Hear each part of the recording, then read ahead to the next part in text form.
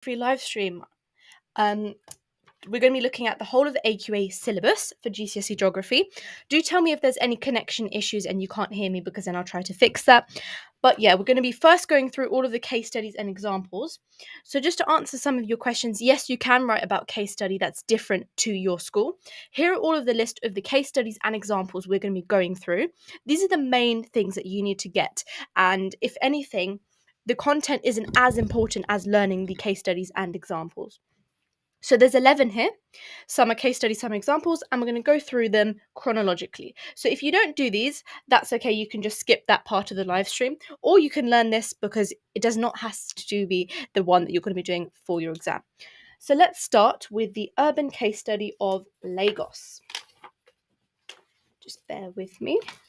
And if you have any questions, feel free to ask me as well in the chat. Okay. So the first thing you need to know is the specification. What does the specification require you to know? Because the specification, bullet points, key things you need to know about each example and case study. So it's really important. So section A, this is of paper 1. We are introduced to the first case study here. So it says a case study of a major lick or NI, which is low-income country or newly emerging economy. So we are looking at Lagos. Now, all of these bullet points here, you could be asked on. And that's why it's important to, when looking at the specification, be able to look at what you're going to be tested on. So, firstly, you're asked on the location and the importance of the city. So, what is the location? What is the importance of the city? Let's begin.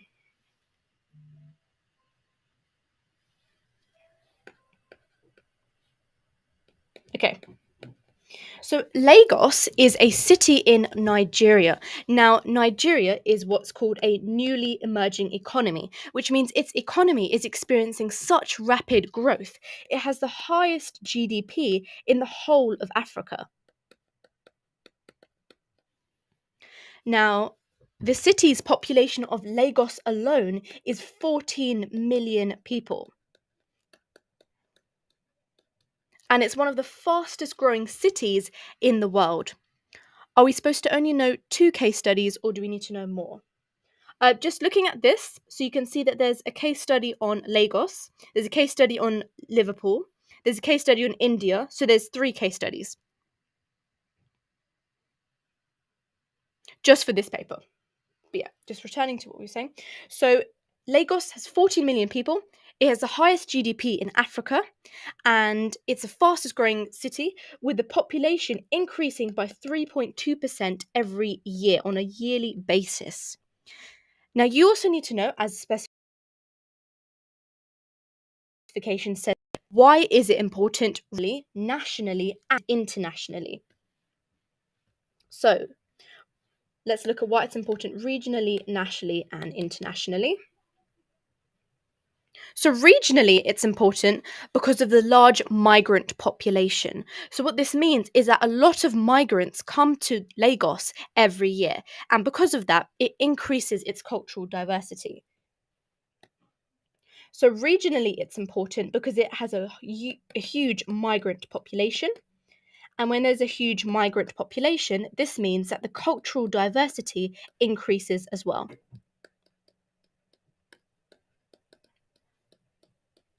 Now, you also need to know why it's important nationally. Now, Lagos is home to 80% of Nigeria's industry, as well as many global companies. So, Lagos was originally the capital of Nigeria until Abuja became the capital in 1991. So, nationally, it's important because it's home to 80% of its trade, and it also used to be the capital city.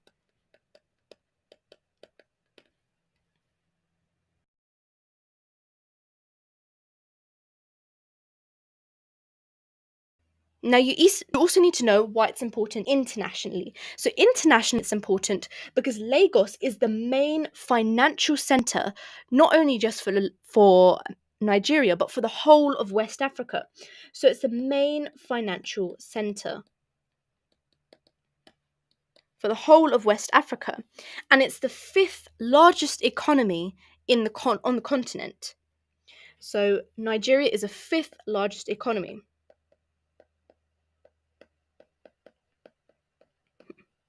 Now, last year, a question came up about why is Lagos important? I think, or why is the case study you're doing? Why is it important nationally? So that means that you could be asked about regionally or internationally this year. Okay, so that's that part of the spec covered. The second thing, causes of growth. So why is the population increasing? You need to know natural increase and migration. So they are the two main causes of population growth, not just in Lagos, but in any country. So even in Britain. Let's look at the two main reasons for population increase. So, firstly, you have natural increase. So, natural increase just means when the birth rate exceeds the death rate. Now, you actually do need to know what birth rate means because it was asked in a previous exam, so in a previous year. So, birth rate is the number of births per 1,000 people, and death rate is the number of deaths per 1,000 people of the population. So, in Nigeria, the birth rate is 35.2. However, the death rate is only 9.6. Now, you definitely don't need to know as much in depth the decimals. If you roughly know that the birth rate is much more higher than the death rate, then you can tell that more people are being born than those who are dying. Now, another reason for population increase is migration. So, migration is when people move from one area to another. Now, 12 arrive in Lagos every single day. So Lagos experiences loads of immigration. Now it's either from neighboring countries like Chad or from rural areas. So those people who are doing rural to urban migration. Now, a main reason for this rural to urban migration is because there's a lot of religious tension in Nigeria, especially between Muslims and Christians, and this causes people to have to move from these high levels of poverty into much more safer areas. Okay, so that's the population increase reasons. The third bullet point is how urban growth has created opportunities. So we need to look at the opportunities, including social opportunities and economic opportunities.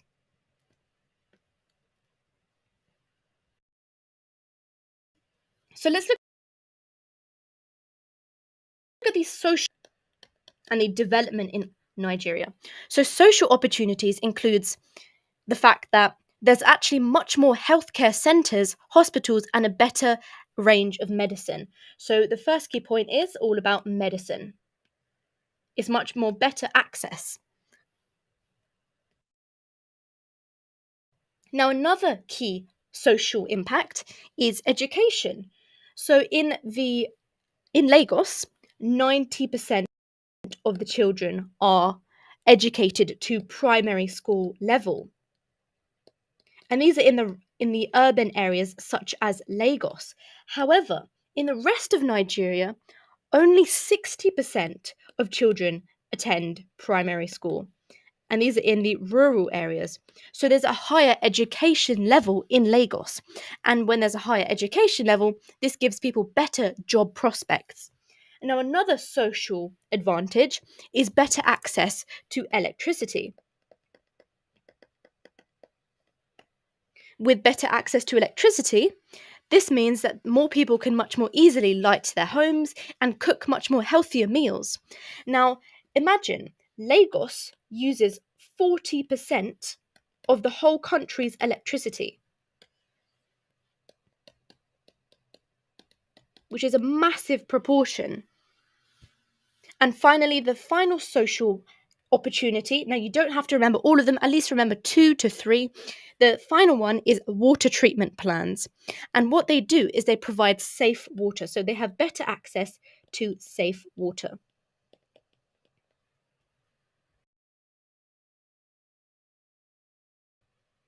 Okay, so those are the social opportunities. Now let's look back here. We also need to know things like The economic opportunities. So, what economic opportunities has Lagos gifted and the economic development? So, economic just is all to do with money. Our income 4 times higher, so they experience a 4 times higher salary in Lagos compared to other parts of Nigeria. This then means better paid jobs. Now, rapid growth also means that there's lots of construction jobs. Now, construction jobs are really useful because it means that people who don't have necessarily need to have loads of different skills can easily do these basic jobs. And a special one that you might want to remember the name of is Eco Atlantic. So, Eco Atlantic was basically this massive project which required loads of construction, and it employed many thousands and thousands of Nigerians and gave them jobs and therefore allowed them to support their families. Now, another economic opportunity is how Lagos is home to all of the banks, to all of the government departments, manufacturing industries. It's got a massive fishing port. So that just means that it's solidifying the fact that it is this financial center of West Africa. And another economic opportunity is Nollywood. So, Nollywood is the entertainment sector and it's thriving in Lagos. It's their main music and film industry and it's very, very popular. So, those are all of the opportunities created. Now, let's look at the challenges created. And these include things like there being access to clean very limited. So it just shows how in urban growth, what the spec wants you to understand is that in areas of urban growth, although there's been massive social and economic opportunities, there's also been a lot of problems caused on the back of it. So let's look at now the problems caused. So the first thing I want you to remember is all about slums and squatter settlements.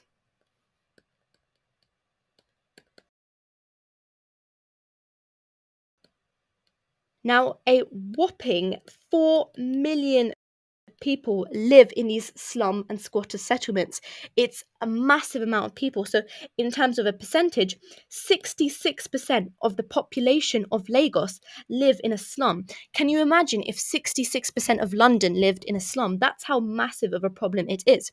Now, you may be asking why? Why do people have to live in slums? Now, the reason why people have to live in slums is mainly for two reasons. So, firstly, that's all about housing. So, housing construction growth, the population is increasing at such a fast rate that they are unable to cater to it by building enough houses. Now, another issue and another reason why many people live in slums is house because many of the houses that are actually built are way too costly, because imagine many of the population that's moving into this area are coming from the poorer rural areas, so they already don't have enough money and therefore they can't afford it. So that's why there's slum and squatter settlements. A key fact you should remember is that 66% of Nigeria's population of not Nigeria 66% of Lagos's population live in slum and squatter settlements.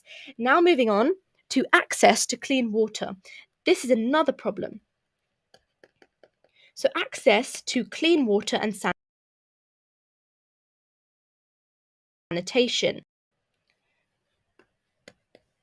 Now, in terms of water, only 40% of people living in Lagos actually are connected to the state's water supply. This means that 60% of people actually don't even have access to water. And what they have to do is they have to then revert to using illegal water and illegal water sources, which is really expensive with inflated sanitation.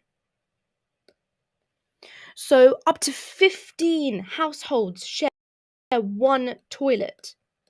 And that's not just necessarily in the slums, that's out in the city as well. So 15 households share one bathroom. Can you imagine if you had to share one bathroom with 15 other households? So that's a key fact to remember. And another issue is also the access to energy. So we talked about how, although in the cities they use 40% more electricity, still there is not as much energy and electricity to power the whole city at once. So what the Lagos government do is, imagine this is a city, and on, say, Monday to Wednesday they power this half of the city, and then on Thursday to Sunday they power this half of the city. So they're only powering a part at a time, which means that neighborhoods have to take it in turns, and some people won't even get electricity, so they have to rely on things like candlelight. So that's the next massive problem caused by the economic growth. So, unemployment. So, as we said, the population is growing at a rate that can't be controlled. We said that the population was growing by 35, the birth rate was 35, and the death rate is only 9.6. So clearly the birth rate is outdoing it. So there's a lot of natural increase. And because of this population, this means that there aren't enough formal jobs. Now, I'm sure you've heard about the term the informal sector. If you haven't, the informal sector is just when you're doing a job that doesn't give taxes to the government. So things like selling on markets and streets and fleet markets, all of those things. And in many countries, it's illegal, but many people have to rely on it because there aren't enough jobs to cater to the population. So many of the people have to rely on the informal sector, and only a really small minority of people work in the formal sector. 60% of people work in the informal sector. Now, street sellers' stalls actually might be bulldozed as well to make way for new development. So being in the informal sector is really tricky and not as stable as having a formal job, but they have no choice. And another issue about problems with high economic growth areas, specifically Lagos, is crime. So because, as we said, every problem in Lagos normally connects to this idea that there's too much population. So in this case, it's the same thing. Because there's so much population, this means that there's not enough police to monitor it. So what happens is, in these slums and squatter settlements, they have these things called area boys.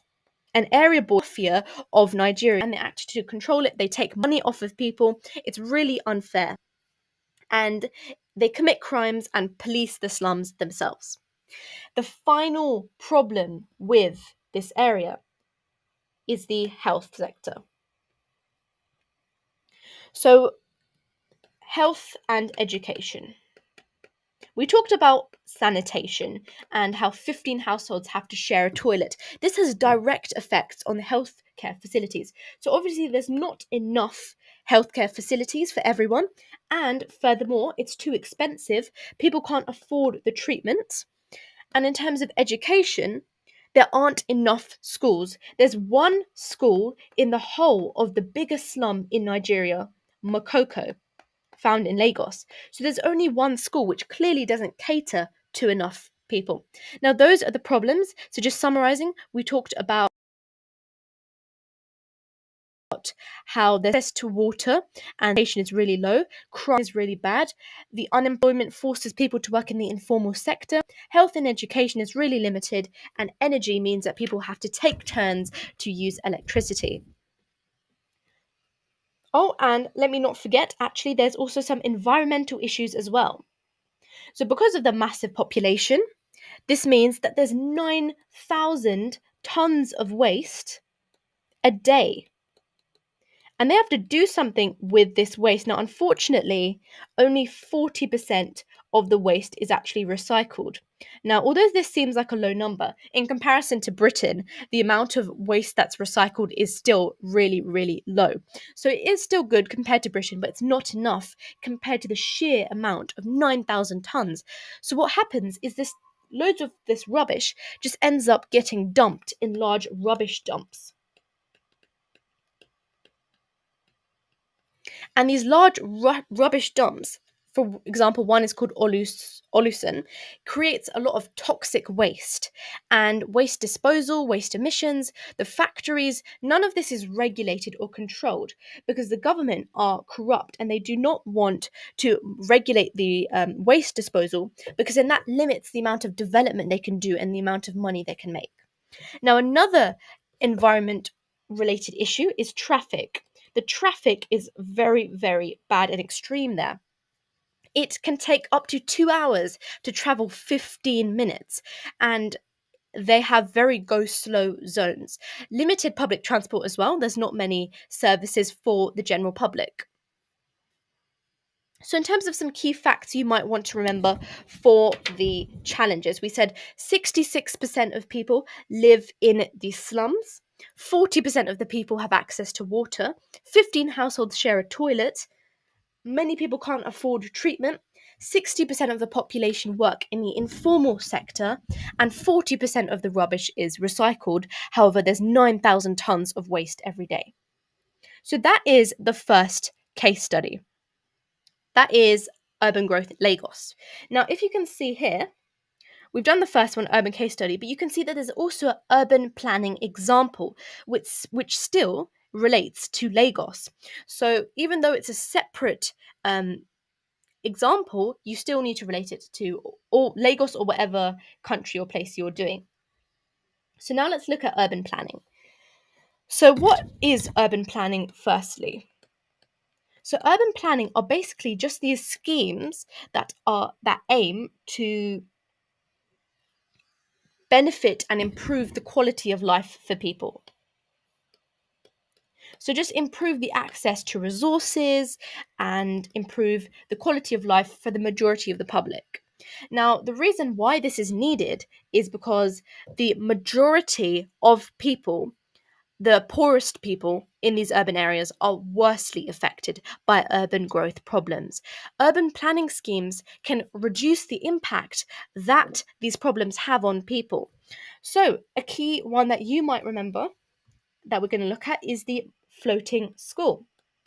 So, in 2013, the Makoko floating school was built. And this is mainly what this example is about. So the Makoko floating school was built by a charity called the NLE Works. So this was a charity that aimed to give some of the poorest children in Lagos access to free education. Now the scheme aimed to increase Makoko's development and improve the quality of life. Now, before I go any further, I just want to make sure that you know exactly what you need. So, just going back to the specification, you can see how it says here an example of how urban planning is improving the quality of life. So, that's what we're talking about, the Makoko Floating School. And there's not much information, there's no bullet points which suggest what information you necessarily need to know. So, don't feel pressured to know too much about this topic specifically.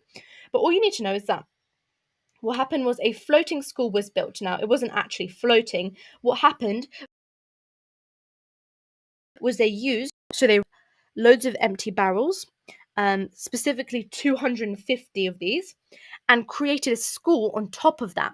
So many of the slum is actually on water, and many of the houses live on water. So the barrels were actually really smartly made because they were locally sourced, firstly. The construction didn't harm the local environment, and the barrel's buoyancy allowed it to adjust to different water levels. They also ran on solar power, which meant that it was environmentally friendly. And they also collected rainwater to meet the school's needs. So they didn't actually use the resources that were already being tight and restricted on. They were maximizing and getting new resources. Now, that was the environmental benefits. Social benefits: 100 students were able to be educated entirely for free. It also acted as a local community centre.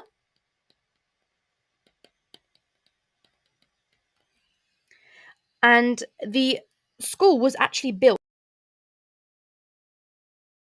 by important that you mentioned this point. It was built by unskilled workers, and as they built it, they learnt key skills about construction.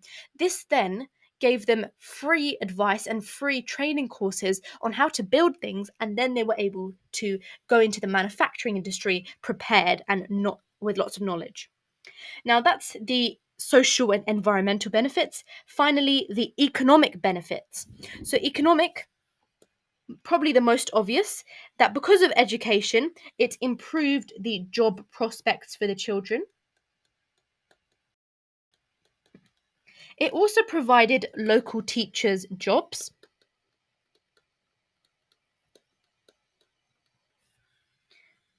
And the school's success encouraged the government to launch its Makoko regeneration plan, which is where they were going to develop the slum even further.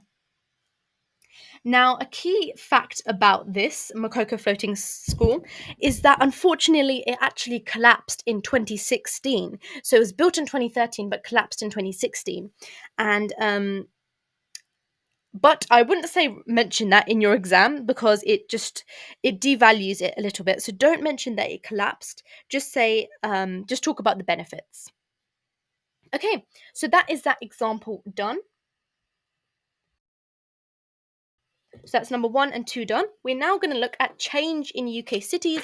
So the case study of Liverpool. Now I know many of you might do another one, so feel free to just leave the live stream here or rejoin at another time.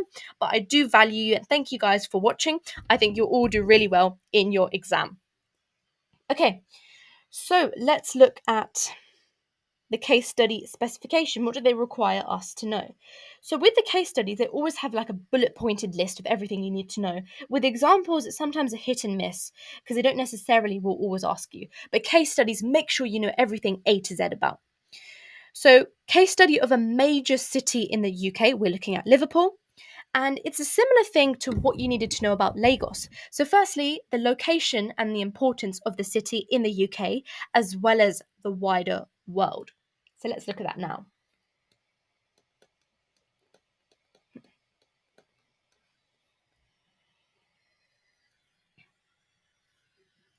So, let's look at the location. Where is Liverpool? Now, I don't know if any of you watching are from Liverpool right now, but this might be helpful then. So, Liverpool is found in the northwest of England.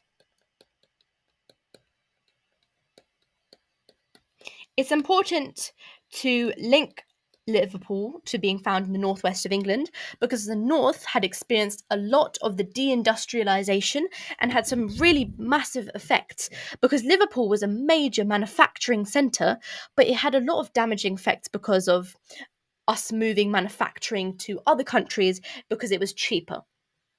So, Liverpool, northwest of England, it's known as a port city. And the reason why is because they have lots of water connections. So it developed on the River Mersey estuary.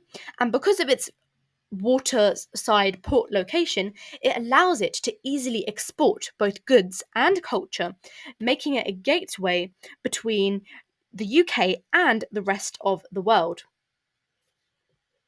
So, key facts about Liverpool, which make it really important as a location. So, Liverpool is actually a World Heritage Site. Liverpool is the world capital of pop. It's also the European capital centre of culture. So you can see for the arts and the media, it's really important in that lens as well. Now, in terms of how much Liverpool contributes to the UK's economy, because that was on the specification, it actually contributes 358 million every single year.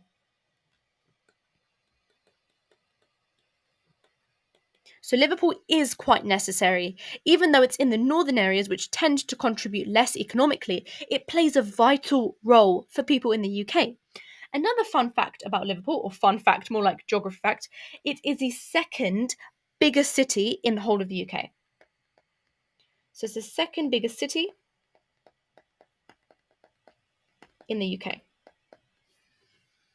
And it has a massive, even though it experienced deindustrialization, it still is really important for the manufacturing industry because there's 3,000 companies, so 3,000 manufacturing companies that are found there, and they actually employ 50,000 people in that sector. So, just an overview of key points about its location. So, it developed on the riverside estuary. It's a port city found in the northwest of England. It's a key centre. Its location allows it to export both goods and culture. It's a UNESCO World Heritage Site. It contributes 358 million to the UK's economy, and it has a massive industry of UK manufacturing with 3,000 companies and 50,000 local people. Now, the next thing it says on the specification that you need to know. So we looked at the location, we looked at the importance in terms of UK and the wider world. We also need to look at the impacts of national and international migration. So this is a bit where it differs from the Lagos case study, because this goes a bit more in depth about how migration has influenced the way Liverpool has evolved. And a fun fact for you, that Liverpool, the reason why they have a lot of mixed accents is because they're mainly a mixture of Welsh and Irish people. So, there are two types of migration. There's national migration, and then there's international migration that Liverpool has experienced. So, Liverpool has experienced both of these. So, national migration includes Welsh people. So, there's a huge Welsh migrant population, and they came within the late 1700s to the early 1800s. And the reason why they came was because in that time, people were attracted because of its developing industry, and typically Wales was not as economically better off during that time, so they decided to move to Liverpool because there was loads of jobs there. That's why they might have a bit of a Welsh accent. Now, another group of people that came were also the Irish people. So the Irish people came, practically many people came because of the potato famine. So 2 million Irish people came within a single decade by 1850 because of the Irish potato famine. And that's why in today 20% of Liverpool became Irish people. And now, if you look at the population ancestry now, 75% of Liverpudlians, that's what you call people who live in Liverpool, so 75% of them actually have Irish ancestry. So even their ancestry reflects the national migration. Now we need to know about international migration. So international is between other countries in the world. So because ships have been arriving from all from around the world in Liverpool since it was a port made in 1715, it's home to many of the ethnic communities.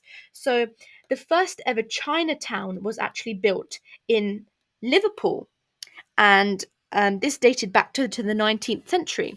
You also can find the UK's oldest Black African community in Liverpool, which dated back to at least 1730.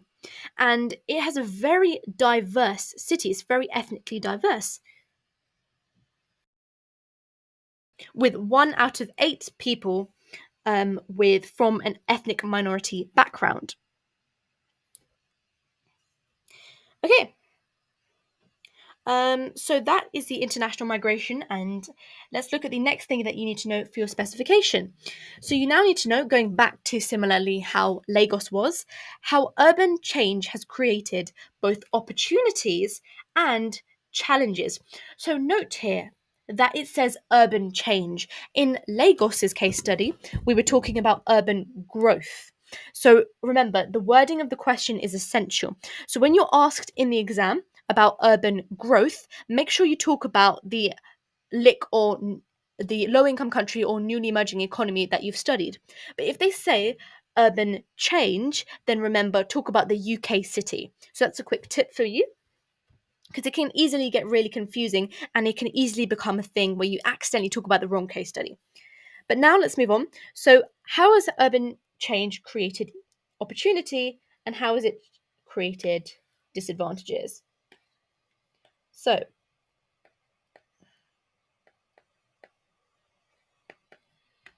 opportunity versus challenges.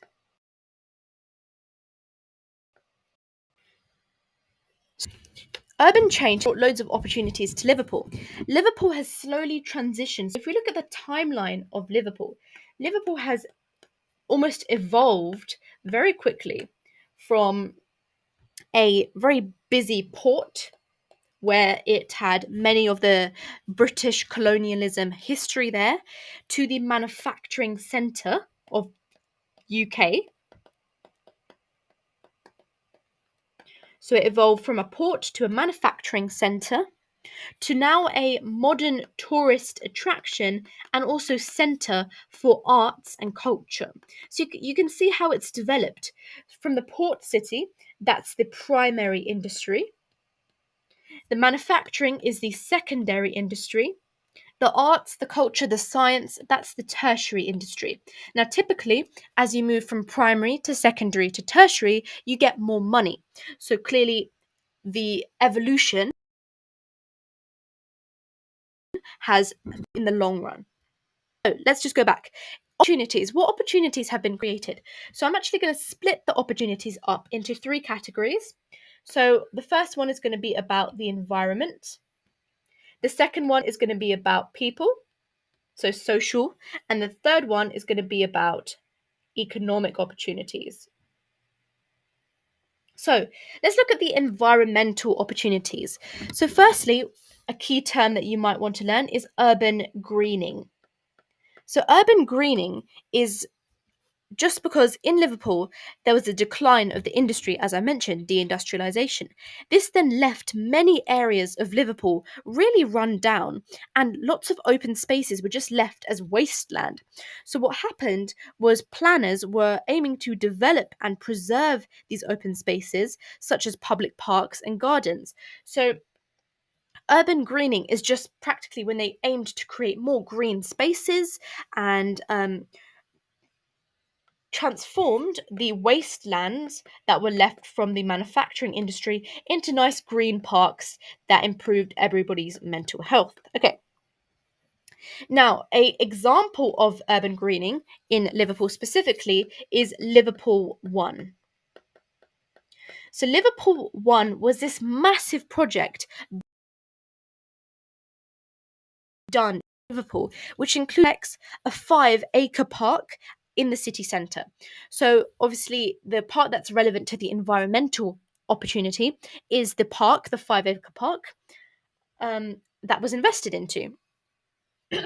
Okay, now another environmental opportunity includes cycle and pedestrian routes. So, more of an emphasis has been placed on having cycle paths and pedestrian paths as opposed to roads. And it mainly encourages people to get out of their cars and get some fresh air. So, those are the environmental opportunities. Let's look at the social opportunities. So, the main social opportunity is cultural mixing.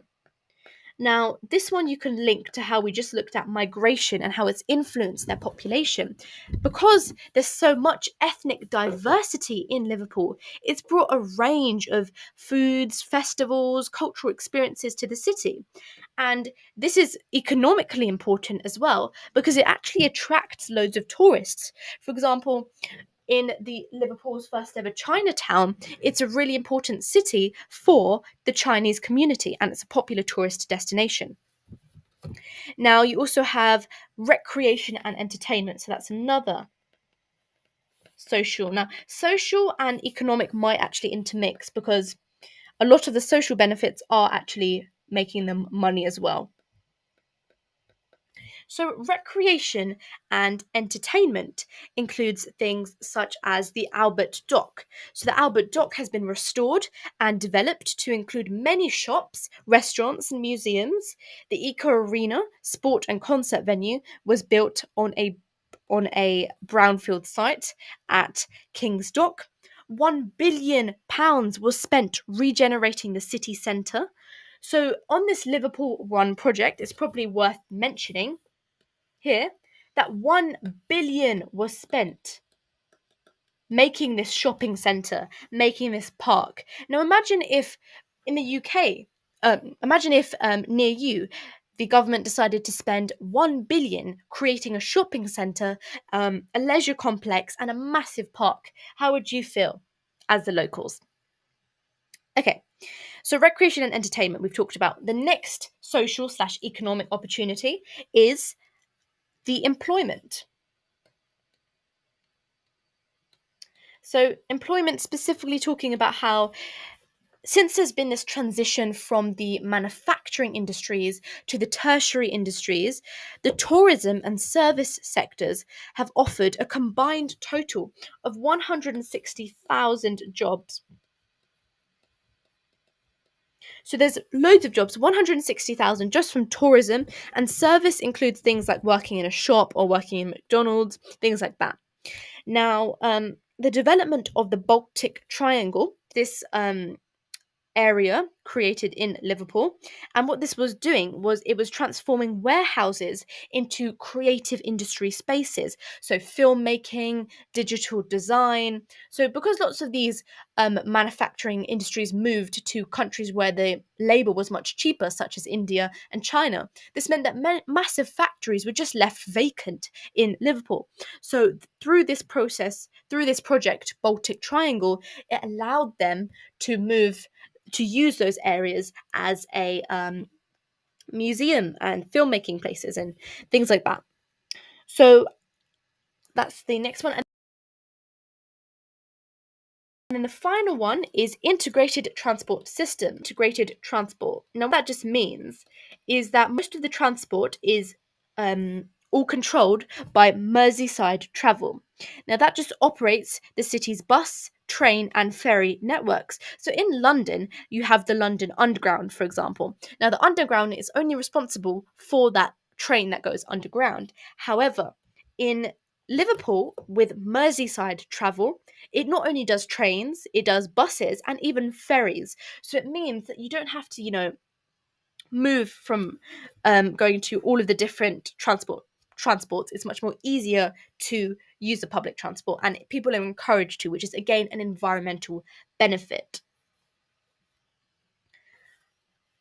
Okay, so now we're going to look at the challenges. Those are all of the economic opportunities, hopefully, not just economic, environmental, and social as well. Hopefully, you remember some of them. Now, let's look at the challenges. What challenges have been created? So, the first challenge is dereliction. So, we talked about how many of the factories and manufacturing places, as they moved to India and China, they literally were abandoned. And then eventually, over time, they experienced antisocial behavior. People graffitied against them. And they were vandalized. So, it did not give a good impression on someone who wanted to visit Liverpool, for example. Another issue was brownfield and greenfield sites. So a lot of people get confused with what is the difference between brownfield and greenfield sites. So brownfield sites are basically areas of land that has already been built on. It has lots of it's just been it needs clearing, it needs decontaminating, it's got loads of plastic, rubbish, things like that. Whereas greenfield is just an area, a landscape of green space. For example, if you had a farm, that would be a greenfield site. So building on brownfield versus greenfield. So brownfield is using the derelict space you already have. However, the issue with brownfield, even though it's better for the environment, this is too expensive to decontaminate. However, building on greenfield, it's much more easier because all you have to do is start building on the farmland. And however, it's not good because it actually reduces the habitats and it's not good for the environment. Now, in terms of Liverpool, the city, has grown so much and more people have been moving to the suburbs. So, we've looked at the structure of a city, but let me just remind you. So in the center of a city, you have your CBD, Central Business District. And then beyond your CBD, you have your inner city. So your inner city is where there's loads of terraced houses and loads of people live. They've got quick access to trains and things out entering the city. And then you have your suburbs. So suburbs are found towards the edge of the city. So they are mainly residential areas. And then finally, you have your rural to urban fringe here. So rural to urban fringe is that area of farmland that we were talking about. It doesn't quite classify as completely rural because there's a lot of people living there, like in cottages and things like that. So what we're talking about in terms of Liverpool is how people from the suburbs um, people are moving to the suburbs, and there's pressure to build on this area. So as the population is expanding, they're unable to contain its population, and therefore they're having to use the greenfield sites, which reduces the amount of green space. Now, this means that the government have to make really difficult decisions. So decisions like the fact that should they compromise the environment or should they make enough houses so that people aren't homeless? And in 2016, they had to reject a plan that was aimed to build 160 different homes on a greenfield site just on the basis that it would have been so bad for the environment. So that's one problem. And now another problem on top of dereliction and brownfield and greenfield sites is waste disposal.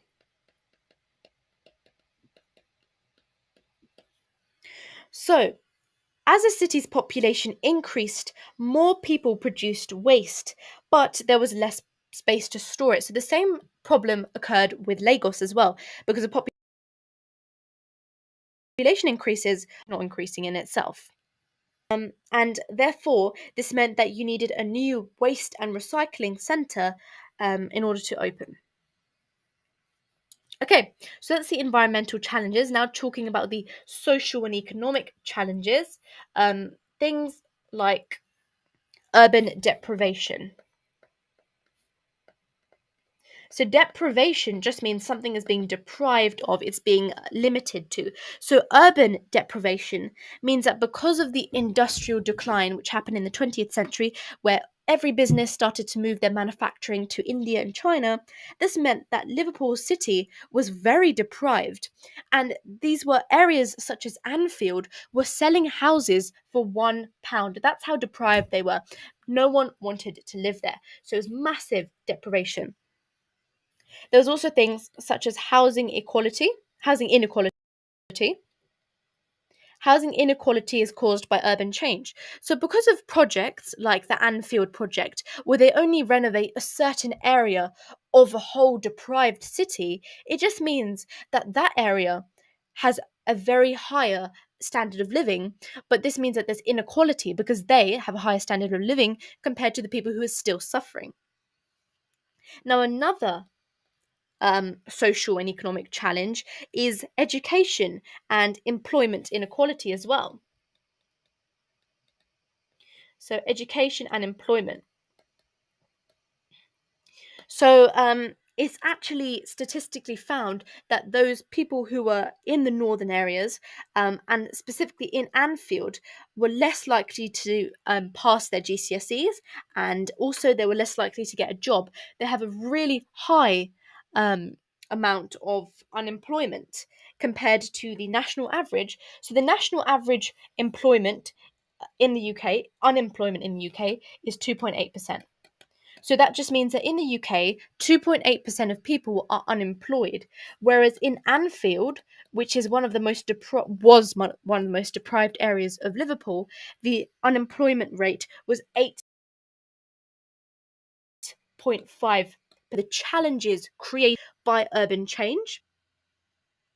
And this is because of the lack of education, inequality, and this meant that people left school without basic qualifications, and they just could not get as many jobs. And the final issue is unhealthy lifestyles. So there's a lot of antisocial behavior in these areas: drinking, smoking, having a really poor diet. And this just means that their actual life expectancy is lowered. And we see this because in a particular area of Liverpool, the average life expectancy is 15 years lower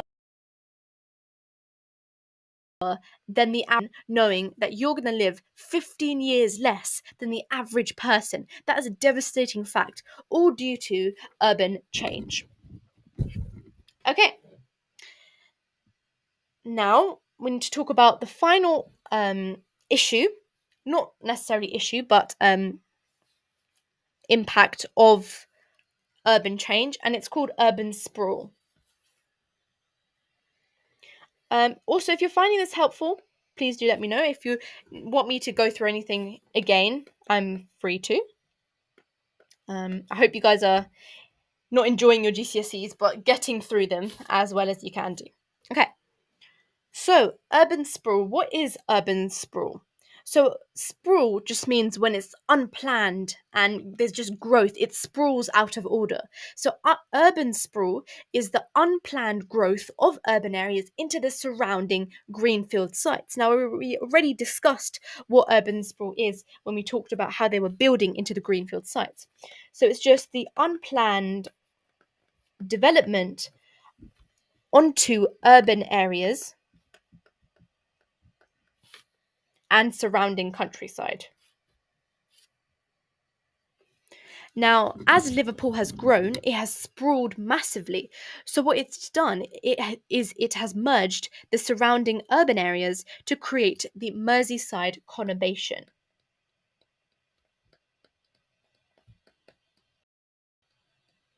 So this term is really important. What it just means is Merseyside conurbation. So that just means the area where the urban area meets the rural area, and they've had to extend it. This is effect to urban fringe, as we talked about, which is the outer layer of the city. It means that larger housing estates have been built, and this has destroyed all of the open spaces. So, similar issues that we've already discussed. It destroys the open spaces, it destroys areas for habitats to live in, and another issue is the out of town developments. So they actually take advantage of cheaper land outside of the city, but this rural land is then lost, and this can cause pollution and congestion. So the main point here is that when we have out of town developments, the reason why loads of development companies who want to start building houses in these rural areas is because the land is cheaper. It's not in use. You don't have to kick anybody out of the land, so it's perfectly much more cheaper than to build in a really congested area. And that's why the developers are pushing for it. Now, another thing you might need to know is commuter settlements.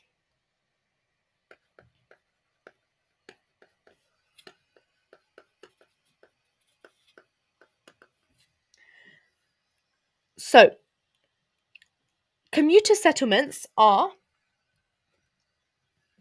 when we have commuters. So commuters are people who travel to work, and this just means that commuter settlements are areas where everyone has to leave the town to get to their job.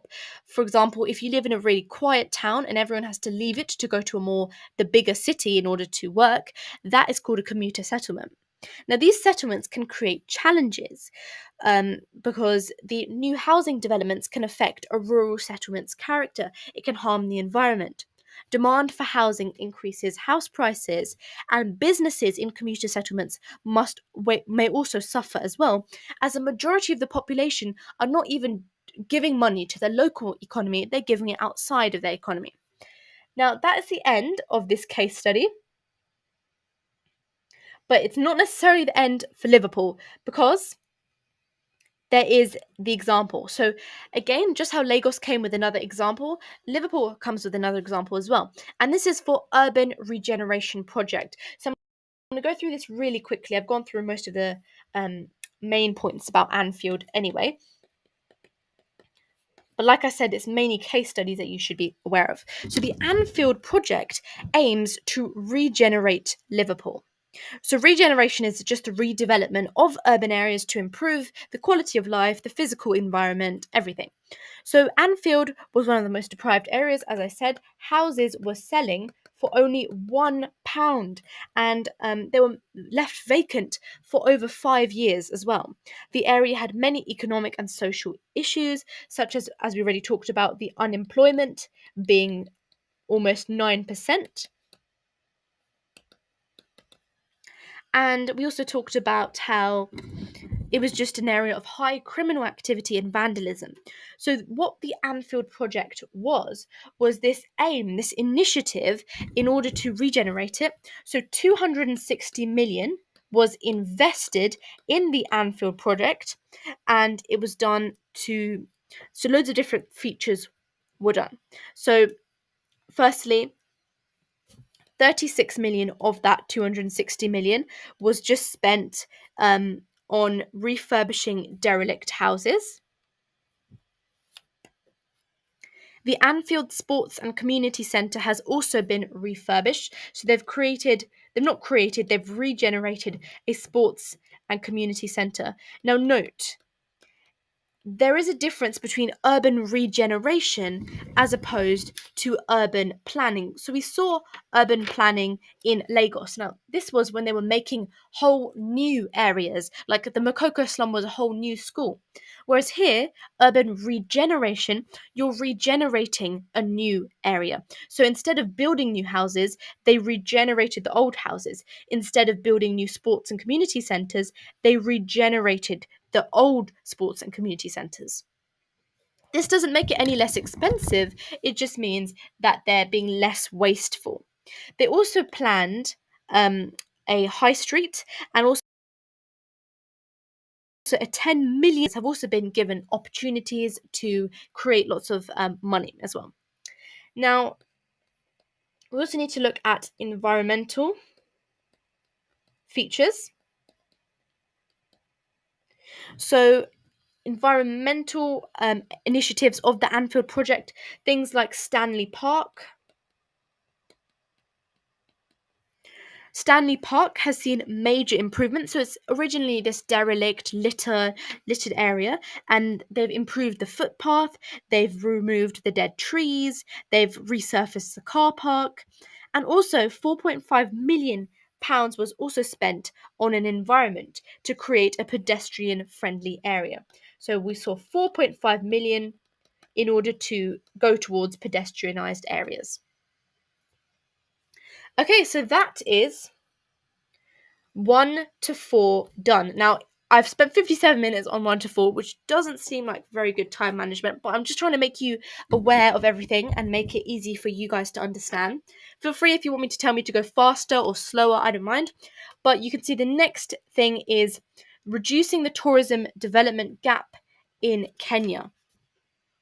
So that's actually in Unit 2B now. So let me just flip to that.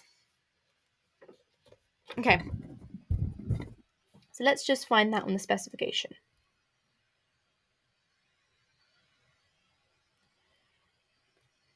So we're on section B now, 2B now, and the first thing is an example of how the growth of tourism in a low-income country or a newly emerging economy, and how this growth of tourism has helped to reduce the development gap. So we are going to be looking at Kenya. So Kenya is using tourism to help generate a lot of money and a lot of the economy. Now, Kenya is a low-income country, and it is found in East Africa. So we looked at how Lagos is found in Nigeria is found in West Africa, Kenya is found in East Africa. Now, it was originally quite a deprived area, mainly because of British colonialism and things like that. But what did Kenya do to help increase its development? So, mainly all to do with tourism. So, firstly, it attracts tourists because of its culture.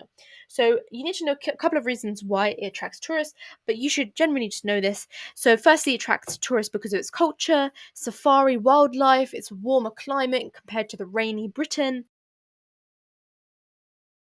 And the government is also trying to boost tourism by putting into place a couple of different things. So, whenever you enter a country, you need a visa. So, what Kenya has done is they've done this initiative to make it much more easier to enter the country. So, they've actually cut down the price of the visa fees by 50%. Now, initially on base level, you might think, why would they do that? That's actually reducing their income. But this actually encouraged a lot more people to visit the country. And eventually, they even scrapped charging under 16s to visit the country as well. Now, just because of all of this actually increased tourism from 0.9 million.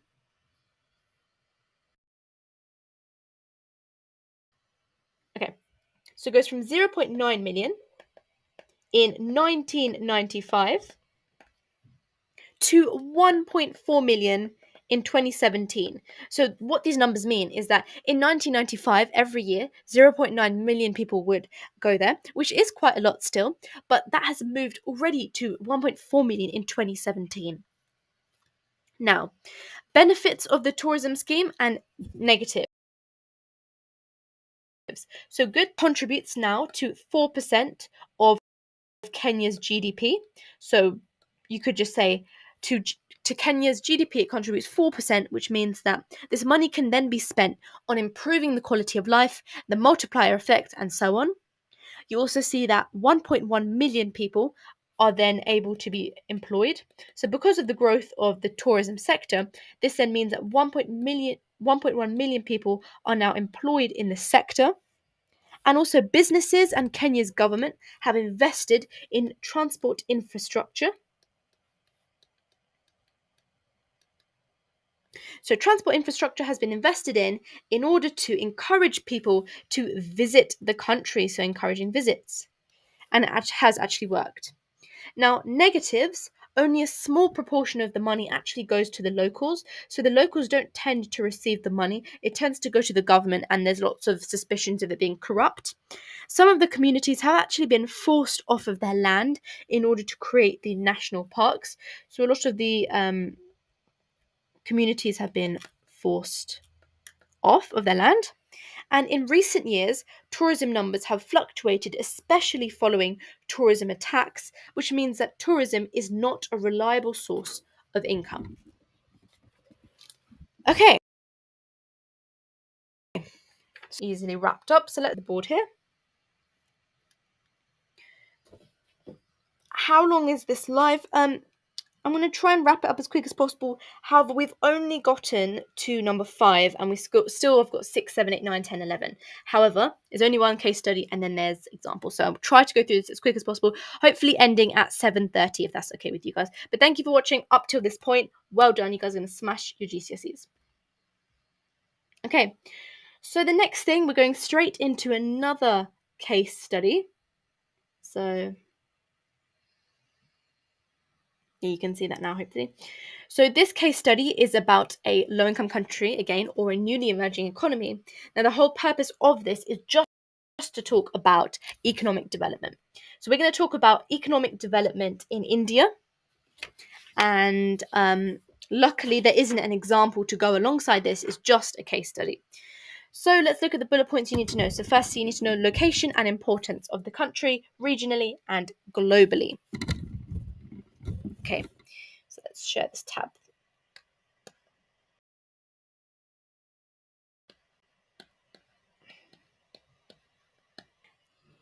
Okay, and notice how all of the other case studies we've looked at so far, Lagos and Liverpool, they have been specific to a city, whereas this case study is just specific to a country.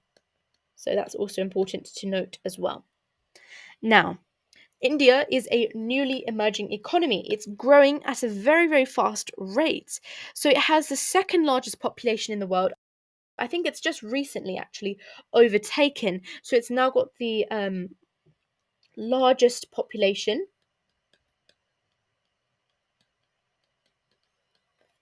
And in terms of what is the population, well, as of 2017, it was 1.3 billion, but it's probably increased a lot by now. India has a massive population and economy. It takes up the biggest population and biggest economy in South Asia. So, key point there, biggest economy in South Asia.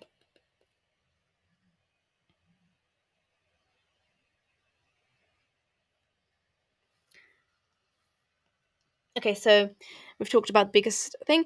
Now, it plays a major role in trade, politics in the region, and India's position in the Indian Ocean has also allowed it to establish trade links. So, again, just how Lagos has good connections to three ports, Liverpool has good connections to ports, India also has good connections to ports, and that allows it to do global trade. And you can even mention, to show your knowledge about actual geography, the Indian Ocean, which is where many of the trade occurs.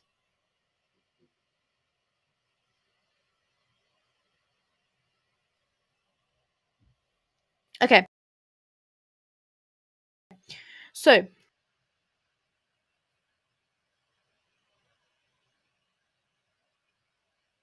sorry, there's just a bit of internet issues. Okay, now India is important and it's increasing globally. It exports services and manufactured goods across the world. So it's part of a group called the G20. Now what the G20 is it's this group of 20 of the world's largest economies, so including Nigeria, which we have already looked at.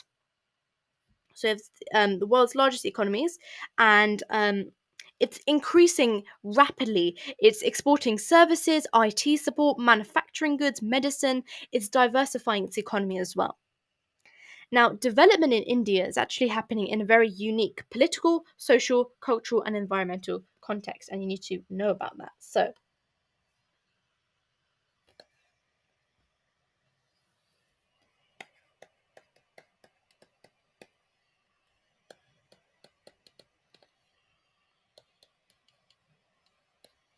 political, social, cultural, and environmental. So, firstly, political, it's important to remember that India was a British colony until 1947. So, until now, it has a democratically elected government. And so obviously it's gained independence since then. So that's the political relevance. Social, India has a medium level of development. So the HDI, Human Development Index, which is basically a value from 0 to 1. So the closer you are to 1, the more developed a country is. So it's got 0.64, which means that it's just above medium. And there are large inequalities in wealth. The majority of people in India are unfortunately poor, and over 20% of the population live in poverty, which might be worth mentioning. Now, cultural, India has a very rich and diverse culture. It has 22 official recognized languages, and there's many different religions: Hinduism, Sikhism, Islam. It's also renowned for its production of Bollywood films. So India is one of the most diverse countries in the world. And in terms of environmental, India has a very varied landscape as well. So there's areas of coastline, there's areas of farmland, there's areas of mountains, there's actually a desert as well, and there's the mountainous Himalayas. So there's a very different terrain as you go across India. So just talk about terrain. Okay, the next thing that's mentioned on the specification is how is the changing industrial structure, the balance between different sectors of the economy, and how the manufacturing industry can stimulate economic development. Okay, so let's now focus on the industrial side of things.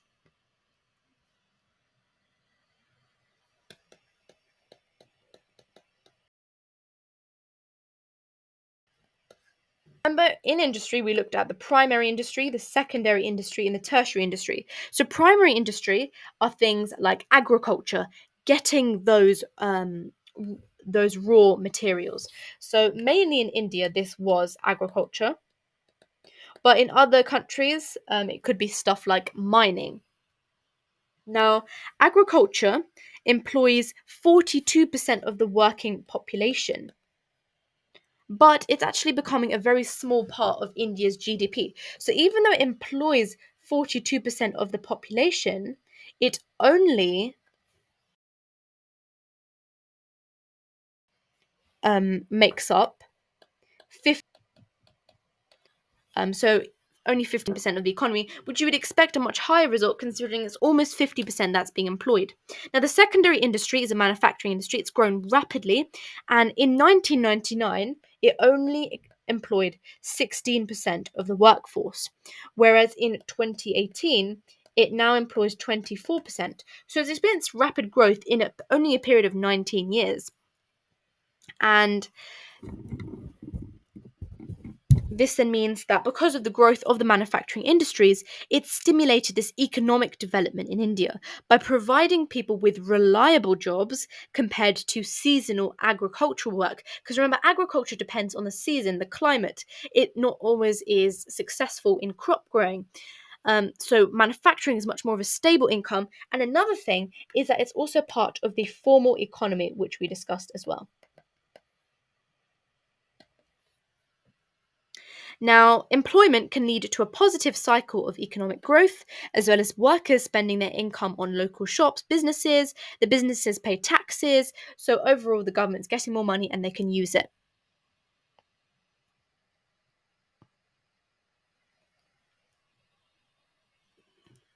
Okay.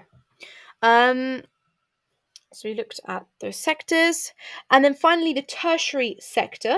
So the tertiary sector is, and the quaternary. So tertiary is all about service. And the quaternary sector is all about technology and knowledge. So, service is things like tourism, IT, technology. Now, that has grown massively. So, it's become a massive part of the economy, now employing 30. Lots of this is due to growth in IT firms, different parts of India, foreign companies, and a lot of it contributing to India's GDP by 62%. Now, India's manufacturing and services industry is still growing massively, and they're likely to make up a higher proportion of the GDP. So, the things that are massively growing in India is the services and the quaternary sectors. Okay, now let's look at the next thing. The next thing that you're required to know is the role of transnational corporations, so TNCs, how they operate in India, and their role in relation to industrial development, and as well as advantages and disadvantages. Okay, so let me just make this a little bit more clear.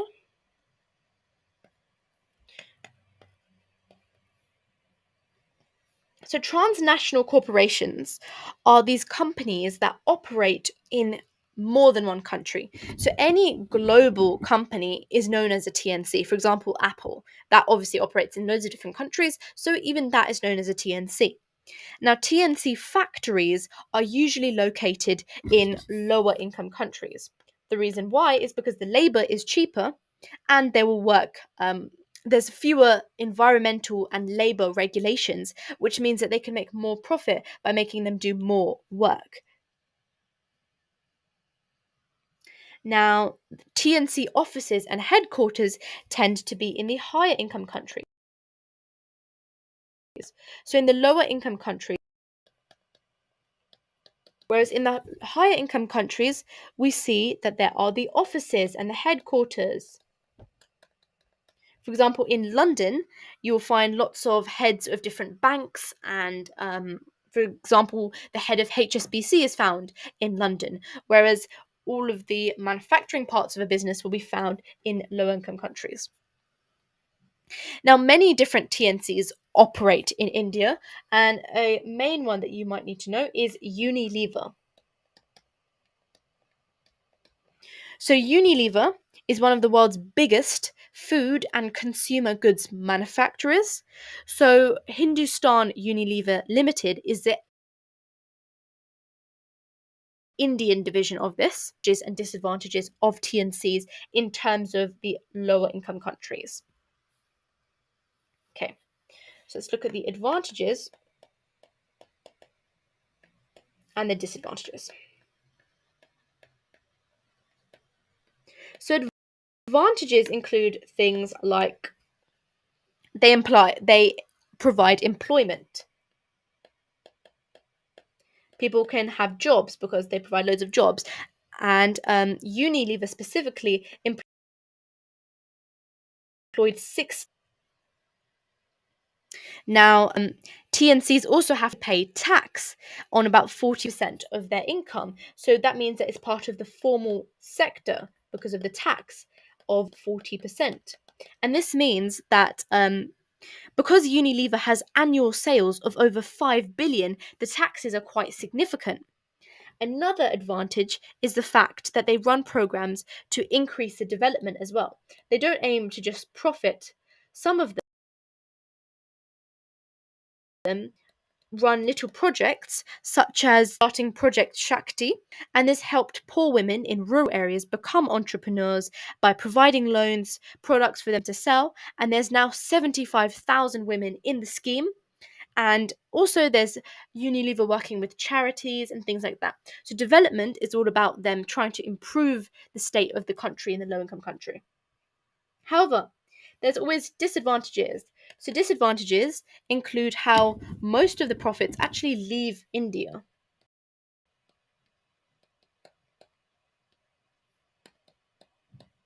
which just means that it's benefiting normally the Western countries more than it's benefiting the country itself.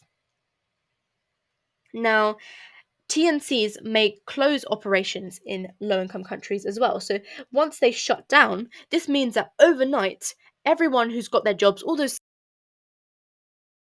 16,000 people, will have job losses. It's a lot because TNCs tend to decide to relocate because the government might offer an incentive in another country or maybe even in a different part of India where it might be cheaper because of the contributions to the environment, such as pollution. Another disadvantage is specifically with fashion brands. They have been criticized in the manufacturing industry in India because their employees receive really low conditions. So, because of the low pay and the poor working conditions, there's been a lot of criticism as how they are working, and this has happened especially in Malaysia as well. Okay, now that's that bullet point. So we've looked at that. We need to now look at the changing political and trading relationships with the wider world.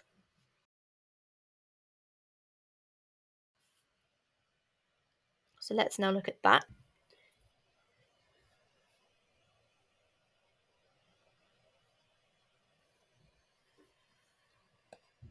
So how is India's relationship with the wider world changing?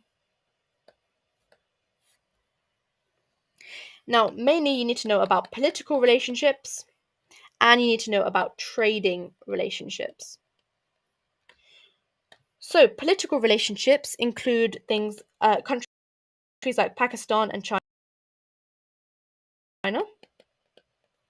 India, and they both actually disagree with India over who owns some of the land, mainly because of the partition that happened. And this then causes very tense relationships within those three countries. But India has also built relationships with other nations. For example, within the Act East policy, increases its influence in Southeast Asia. India is also working with its neighbors to provide a pipeline to carry natural gas from through Afghanistan and Pakistan to India. So it has some really good relationships with the Middle East and with Nepal. It doesn't tend to get on, but with countries further away, it does.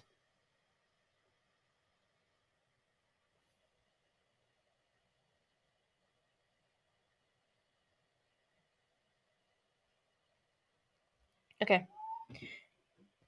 So, trading relationships. Trade is increasingly important to India's economy. The government actually limits the imports and exports, but since 1991, they have actually reduced the barriers to trade by creating tariffs. So, tariffs are these things that the government has implemented to reduce the barriers to trade. So, tariffs are taxes that are found on imported goods. So, by reducing them, it means that it's much more easier to import and export goods as well. And finally, TNCs actually account for a large proportion of global trade. So, TNCs are monumental in global trade. Um, and in 2014, over 3,000 foreign companies were actually operating in India, and between 2 years, foreign direct investment actually increased from 7.3 billion US dollars to US dollars of 44 billion.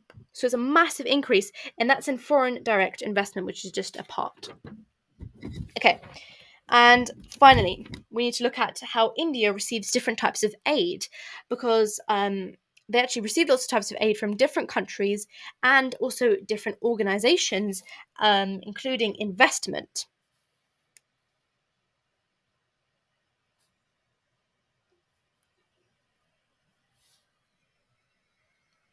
Am I able to share my notes? Yeah, I can do. I can share my board with you guys at the end of the live stream.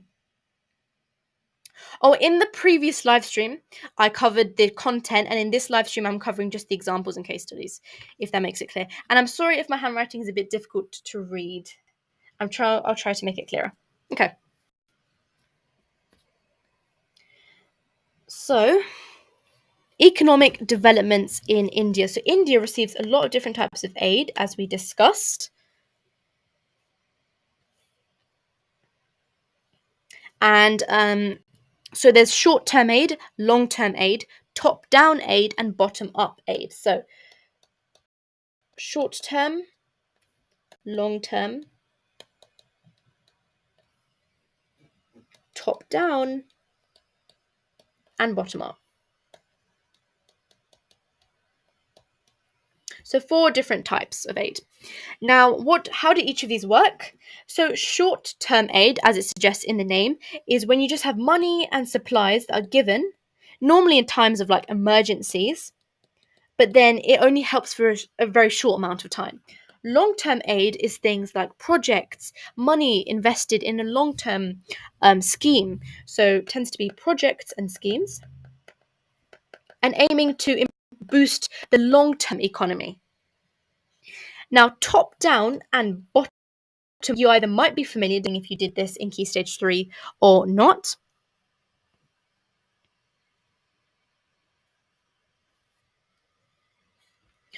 So top down is when an organization or the government decides how aid should be used. So what we mean by when we're saying top or bottom is top refers to us to the locals. Very nice names, I know. So what it's saying is when there's top down aid, that's the government deciding what they should do with the money. For example, I'm going to do a project about this for the locals. Bottom up then means the locals deciding for themselves what they should use the money on. Now, it's up to you what you think is better. You might even be asked to argue what do you think is better. Um, But yeah, let me just write that down quickly. So, top down is an organization deciding, and not just necessarily an organization, sometimes also the government deciding how it should be used. And then bottom up are the locals. So, let's look at some examples. So, people survive disasters, long term recovery. So, in 2010, there were massive floods that affected over 1.7 million people in northern India. So, 2010 floods. And an example of the short term aid was UNICEF and what came from UNICEF. So, they provided emergency net supplies, water purification tablets, mosquito nets, and things like that.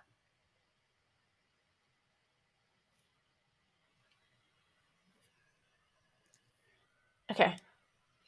And then, in terms of long term aid,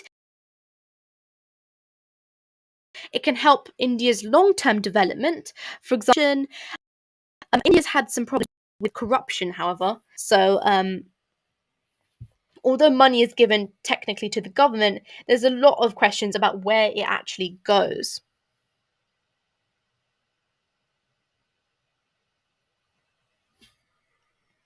Okay, and now talking about top down. So, projects can improve the country's economy, but many do not actually even help the poorest people. And that's the issue with top down. It doesn't focus on the locals, it focuses on the government looking good to try and help the locals. For example, there was a dam that was built in Gujarat, which is part of India, and it provided water also for hydroelectric power. Its construction displaced over 300,000 people. So the government thought this was a really good idea, but the 300,000 people who had to move and automatically become homeless therefore did not definitely think that was a good idea. Now, bottom up aid can be much more hands on and close in the community together. It improves health skills, income in poor communities, and we looked at how it's really reliant on things like the TNCs to help, like the women's project that we looked at, the Project Shakti. Okay, now, okay, that is, oh no, not yet. We're not done yet. So the final thing is economic development in India and how it has impacts on both the quality of life and the environment.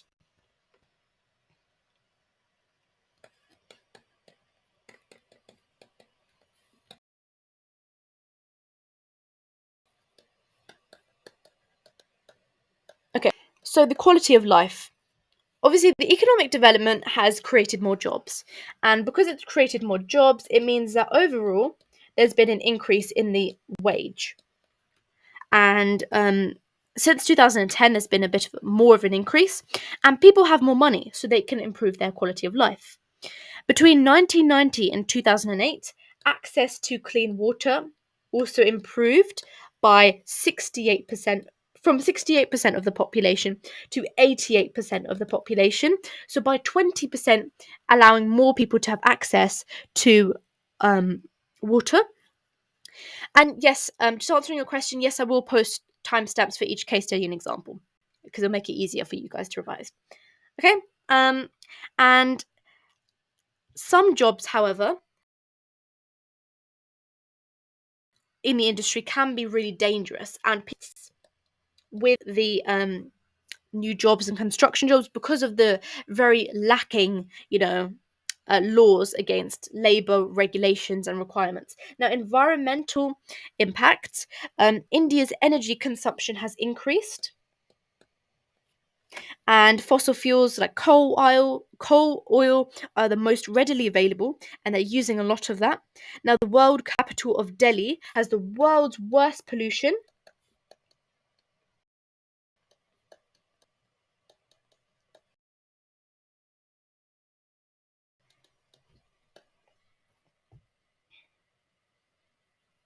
There's also demand for resources that can lead to the destruction of habitats. So, coal mining in Maharashtra has actually damaged the habitats of Bengal tigers. Excuse me if my pronunciation isn't that good, sorry. Increased income as well from economic development means that people can actually afford to protect the environment rather than exploiting it. So there's been also environment initiatives as well to protect the environment. Okay, and that is the India case study done.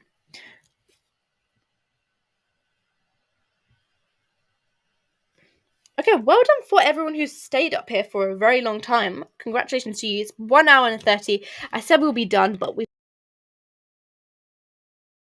only just done up to number 6. Okay, what would you guys prefer me to do? Would you like me to continue from 6 to 11, or would you like me to finish here now? You can just tell me in the chat, or up to you. Because I don't want to waste too much of your time.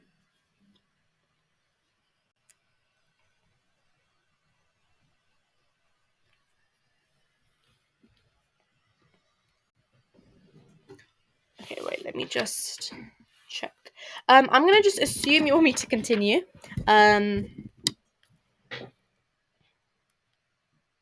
I mean, you guys are probably going to be cramming all night for your biology and geography, which honestly, that's the saddest thing I've ever seen on an exam timetable. I'm sorry for you year 11s.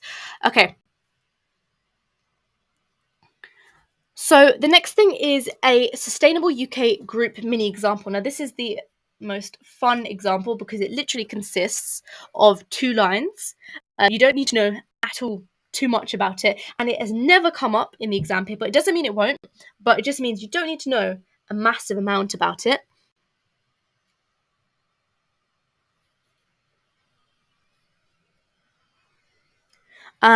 So just going over the unicorn group manufacturers. So it provides loads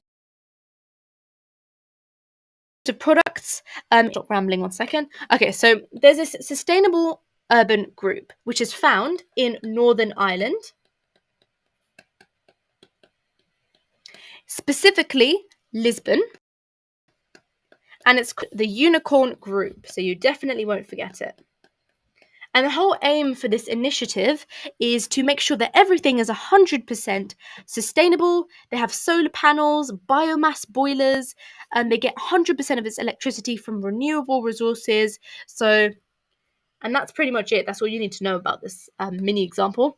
Just how urban sustainability is happening across the UK. So, solar panels, 100% efficiency, and waste and recycling.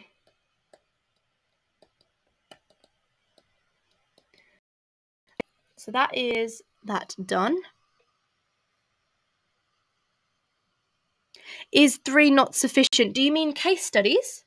Yeah, so case studies is done. The 3 case studies is done. Wait, let me just show you the thing again. So you've gone over the 3 case studies, and now the rest is all just examples. So I think I'll leave you guys here. You guys have done really good revision. I've gone over the 3 case studies and some more examples. I haven't done from number 8 to number 11. So make sure you do that in your own time, but don't spend too much time because they're only examples. But yeah, thank you so much for watching. I'll add the timestamps, and good luck, best of luck with your GCSEs. I'll be doing some more live streams before some other exams. But yeah, well done, and see you soon. Oh, and don't forget to subscribe as well. We're almost at 1,000.